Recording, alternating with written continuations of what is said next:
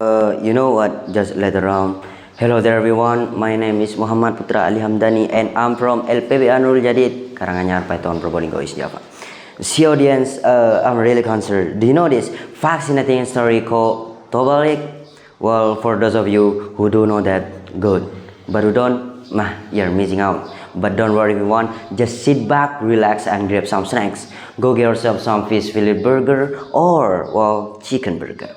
And once you're all done with everyone's favorite ice triple hips, so with all that being said, enjoy the story.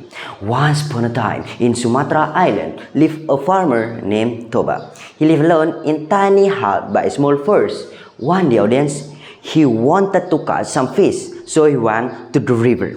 He was very surprised when he got like a big fish, like the size of human being, and soon he went home and put the fish in the kitchen. He planned on to cook the fish, but first he had to take a bath. But then audience, after he took a bath, a very beautiful woman was sitting on his bed.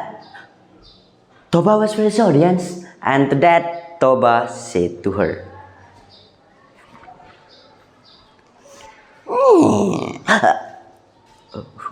who are you? How did you get to my house?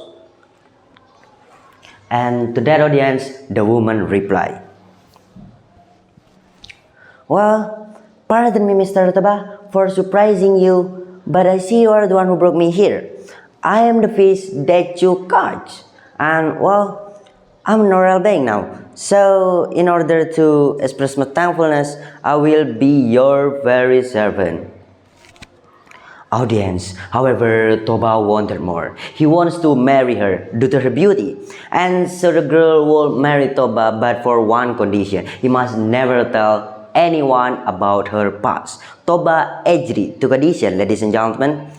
But this is the start of the chaos, ladies and gentlemen. Prepare yourself. Several months later, Toba's wife had a baby boy and Toba named him Samosir. This little guy.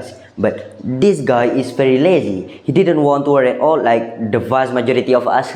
He hoped that one day Samosir will change into a diligent boy. But it had been 100 years, everyone, and still no change. Yeah, I'm just over exaggerating. It's not 100 years. It's only a few years later when he became a teenager. Well, at the time, Toba and his wife tried to do something. So one day, his mother forced him to bring the food to the father. She said, "Son, wake up. Would you kindly bring this food to your father? I reckon he must be very hungry working." But to that audience, Samosir said with laziness, "Oh, mother, wait a minute. Okay, 5 minutes. I'm so hungry and tired."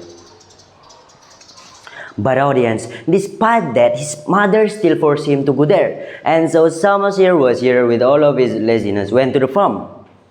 He was very hungry and so he ate all the food. And it was already late afternoon when he got to the farm. But his father was very disappointed. Then he noticed that the food is already empty due to Samosir at all. So, audience, do you know what happened? Well, his father said to him, What is this? You bring me this empty Tupperware? Oh no, what a lazy boy you are. What son of fish you are. And audience, after he said that Samosir was hurt, he went home, ran away and tell his mother what Toba had said.